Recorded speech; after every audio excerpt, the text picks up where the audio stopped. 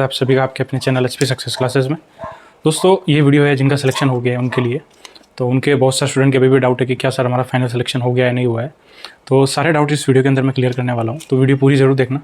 इस वीडियो के अंदर अपन एलपीटी के बारे में बात करेंगे, कैसे प्रिपेयर करना है, डीवी ज्वाइनिंग क्या इलेक्शन से इम्पैक्ट होगा उनके ऊपर, ट्रेनिंग कब होगी, आपकी ट्रेनिंग कितने दिन की होगी, लीव का स्ट्रक्चर क्या होने वाला है, आपकी सैलरी कितनी होने वाली है, प्लस प्रमोशन कैसे होता है, कौन से बैंक में क्या क्या क्राइटेरिया है, बॉन्ड कितना होता है IBPS पीओ और क्लर्क के अंदर। सभी के लिए ये वीडियो पीओ क्लर्क एसओ, क्योंकि ये सारी चीज़ें सभी में इंपॉर्टेंट है। प्लस और ट्रांसफ़र की पॉलिसी क्या है, ठीक है। तो ये सारे पॉइंट के बारे में इस वीडियो के अंदर अपन बात करेंगे।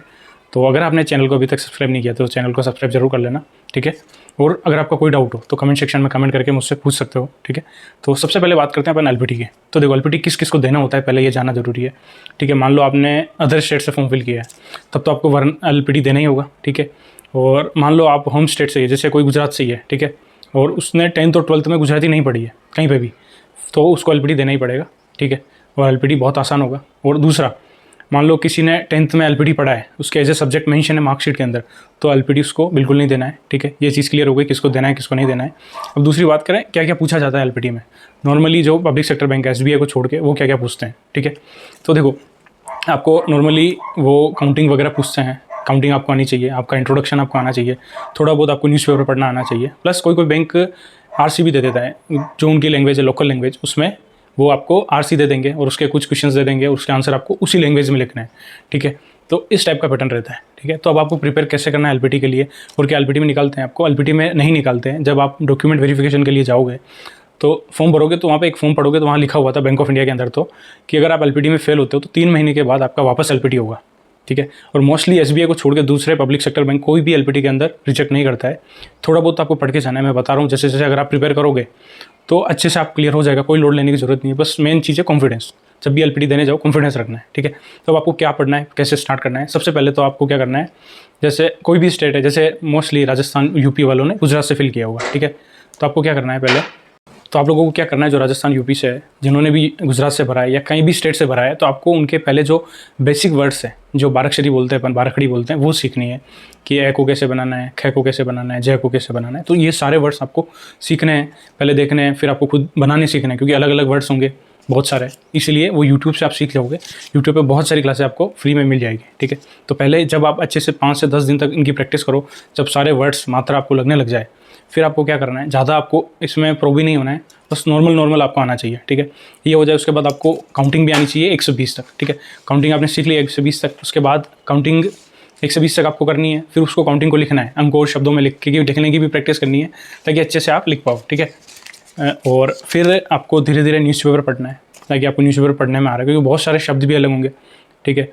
और तो ये धीरे धीरे आएगी, कोई आपको पेड कोर्स लेने की ज़रूरत नहीं है गुजराती सीखने के लिए, क्योंकि ये जस्ट फॉर्मेलिटी है। आप बिल्कुल बेसिक भी आपको आएगा ना तो भी वो पास कर देंगे, बट बिल्कुल ही फ्री होकर जाओगे कि मेरे को तो कुछ भी नहीं आता है तो फेल करेंगे, ऑब्वियसली बात है। थोड़ा बहुत तो आना ही चाहिए आपको अच्छे से। तो आप अभी से प्रैक्टिस करोगे ना, थोड़ी दिन में आप 1 घंटा ही पढ़ोगे तो भी ये बहुत ईजिली क्लियर हो जाएगा। आधा घंटा ही पढ़ोगे, धीरे धीरे देखोगे ना, तो नई लैंग्वेज सीखोगे तो आपकी नॉलेज भी बढ़ेगी, ठीक है। ये कहीं ना कहीं काम ही आएगी आपके, ओके। तो ये सारी चीज़ें करनी है, बाराखड़ी आपको सीखनी है, प्लस वर्डिंग सीखना है, ठीक है। और फिर आपको काउंटिंग सीखनी है अंक और शब्दों में, ओके। तीसरी चीज़ आपको न्यूज़पेपर पढ़ना है, बस। इससे आपका होता जाएगा, धीरे धीरे न्यूज़पेपर पढ़ते जाओगे, नए नए वर्ड सीखने को मिलेंगे। सभी स्टेट में जिसने भी अदर स्टेट से भरा है उनको यही करना है, ठीक है। एलपीटी का डाउट क्लियर हो गया, फेल नहीं करेंगे, मैं वापस बोल रहा हूँ, क्योंकि बैंकों को स्टाफ चाहिए तो आपको फेल नहीं करने वाले। बैंक का DV LPT ये बिल्कुल फॉर्मेलिटी होता है। और अगर किसी ने बिल्कुल ही गलत किया है कि किसी ने बिल्कुल ही फोर्स डॉक्यूमेंट क्रिएट किए हैं तो वो तो बार हो गई। अगर नॉर्मल छोटी मोटी मिस्टेक है तो मैंने सोल्यूशन बताया आपको, एक वीडियो मैंने डाली थी जो मेरा DV का एक्सपीरियंस था, वो मैंने डाली, उसका लिंक मैं डिस्क्रिप्शन में दे दूंगा, जिसने नहीं देखी वो देख लेना। अब बात करें अपन ट्रेनिंग की कि ट्रेनिंग कब होगी, ठीक है। उससे पहले DV और ज्वाइनिंग के बारे में बात करते हैं कि DV ज्वाइनिंग कब होगी, ठीक है। तो देखो आपके अभी अप्रैल से इलेक्शन स्टार्ट हो रहे हैं लोकसभा के, और वो अलग अलग टाइम पे होंगे सभी इंडिया में, ठीक है। और उसका रिजल्ट आएगा जून में।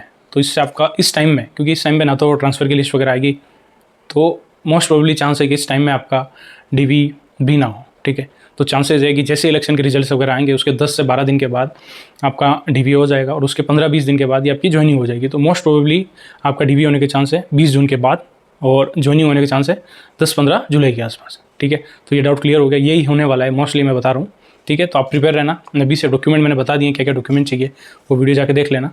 और जो भी डाउट हो बताना मुझे। और अब बात करें ट्रेनिंग की, तो ट्रेनिंग किसी किसी बैंक में ज्वाइनिंग हो जाती है, उसके 5 से 10 दिन बाद ट्रेनिंग होती है, ठीक है। और उस ट्रेनिंग को बोलते हैं इंडक्शन ट्रेनिंग। उसमें आपको सिखाया जाता है क्या क्या होता है, कैसे वर्क करना होता है। बस कुल मिला के मानो बैंक काम करने से पहले आपके मज़े करवाती है कि इतने दिन आप मज़े करो, फिर आपसे काम करवाएंगे, ठीक है। तो क्लर्क में मोस्टली 14 दिन की होती है इंडक्शन ट्रेनिंग, और पीओ में 21 दिन की होती है। और ये बैंक टू बैंक वेरी करती है, किसी में 2-4 दिन ज़्यादा, किसी में 2-4 दिन कम, ठीक है। अब बात करें लीव स्ट्रक्चर कैसा है, तो लीव स्ट्रक्चर देखो, जब आप ज्वाइन करोगे तो आपके पास कोई लीव नहीं होगी। जैसे जैसे वर्क करोगे हर महीने की आपको एक सीएल मिलेगी, ठीक है।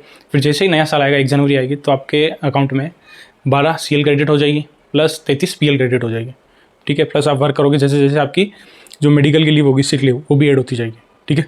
और एक साथ आप मैक्सिमम 4 सीएल ले पाओगे, उससे ज़्यादा नहीं। अगर उससे ज़्यादा लीव लेनी है तो आपको पीएल लेनी पड़ेगी, ठीक है। और पीएल कब लोगे, जब पीएल आएगी। तो अभी जो भी नया ज्वाइन करोगे आप जुलाई अगस्त में, तो आपकी जो लीव होगी उसको संभाल के रखना, क्योंकि काम से यूज़ करो, ठीक है। क्योंकि एग्ज़ाम होगा, कोई एग्ज़ाम भी देगा, क्लरिकल में है, तो उसको अच्छे से यूज़ करना। ऐसे नहीं कि एक साथ ले लिया आपने, पहले 3-4 बचा के रखी, फिर 3-4 आपने साथ में ले ली। तो पहले बचा के रखना, फिर 1 जनवरी को जब लीव आ जाएगी तो अच्छे से यूज़ कर लेना आप, ठीक है। और सैलरी की बात करें, सैलरी मैंने सभी की बता दी, IBPS पीओ, IBPS क्लर्क और SBI क्लर्क। कंपेरिजन बता दिया, कितनी पहले थी, कितनी बड़ी है, प्लस अलाउंसेस क्या क्या है। तो उनके लिंक में डिस्क्रिप्शन में दे रहा हूँ, जाके एक बार देख लेना अच्छे से, सारे डाउट क्लियर हो जाएंगे। वो न्यू ज्वाइनिंग की सैलरी है, जिनकी भी मैंने वीडियो बनाई है, जिन्होंने फ्रेश अभी ज्वाइन किया है, उनकी सैलरी है, तो डाउट सारे क्लियर हो जाएंगे। अब बात करें प्रमोशन की, promotion bank to bank vary करेगा। For example Bank of India में अगर आपने नॉर्मल ग्रेजुएशन किया है तो 3 साल में आपका प्रमोशन होगा। ऐसे नहीं कि हो जाएगा, आप 3 साल में एलिजिबल होंगे, उसके बाद आप फॉर्म भरोगे, ठीक है। फिर आपका एग्जाम होगा, ठीक है। तो उसमें बहुत सारे मार्क्स कैलकुलेट होंगे, फिर मेरिट बनेगी, फिर आपका सिलेक्शन होगा तो होगा, नहीं होगा तो नहीं होगा, ऐसा है।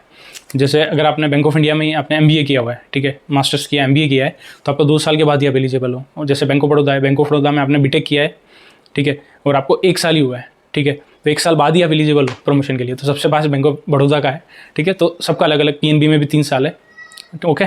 तो चीज़ क्लियर हो गई, ये सारा डाउट। और अब बात करें बॉन्ड की, तो कितना बॉन्ड होता है क्लर्क के अंदर, PO के अंदर, तो वो मैं अच्छे से डाउट क्लियर कर देता हूँ। देखो, अगर आप क्लर्क ज्वाइन करते हो तो क्लर्क को कोई भी बॉन्ड फिल नहीं करना है, मोस्टली सभी बैंकों के अंदर। उसको क्या करना है कि कुछ टाइम के लिए उसको एक FD करवानी होती है। जैसे बैंक ऑफ इंडिया में हमने 3 साल के लिए 30,000 की FD करवाई, कि 3 साल से पहले अगर बैंक छोड़ते हो तो वो FD बैंक के पास ही रहेगी, आपको कुछ भी नहीं मिलेगा। ये आपका डॉक्यूमेंट वेरिफिकेशन के टाइम होता है ना, तब वो साइन भी करवाते हैं। प्लस जब आपको ज्वाइनिंग लेटर मिलेगा उसके अंदर भी ये मेंशन होता है कि आपको FD करवानी है और 3 साल तक आप उसको ब्रेक नहीं कर सकते, ठीक है। ये मोस्टली ऐसा ही है। अभी मैंने भी करवा रखी, जब 3 साल होने वाले हैं मेरे को अगस्त में, तो मैं उसको ब्रेक करूँगा, तो ठीक है। बॉन्ड नहीं है, क्लर्क का डाउट क्लियर हो गया। बात करें PO की, तो PO में जो बोलते हैं कि बॉन्ड भरना होता है, कि बॉन्ड होता है 1 लाख 2 लाख, तो देखो SC/ST कैंडिडेट के लिए कुछ भी बॉन्ड नहीं है, जनरल के लिए 2 लाख का बॉन्ड है, और OBC के लिए 1 लाख का बॉन्ड है। तो क्या है, बॉन्ड भरना पड़ेगा, ऐसा नहीं, मतलब पहले नहीं भरना पड़ेगा, आपको एक एग्रीमेंट करवाना होगा, उसमें मेंशन करना होगा कि आप 3 साल पहले 2 साल पहले बैंक छोड़ोगे। हर बैंक का अलग है। अगर आप बैंक छोड़ोगे तो आपको बैंक को 1 लाख पे करना होगा, प्लस 3 सैलरी पे करनी होगी, ठीक है। अभी एक मेरे फ्रेंड ने ही बैंक लीव किया था, तो उसको 1 लाख का बॉन्ड भरना पड़ा, प्लस उसकी 3 सैलरी, तो अप्रॉक्स उसको 2.5 लाख के आसपास भरना पड़ा। उसने 3 साल से पहले बैंक को लीव किया, ठीक है।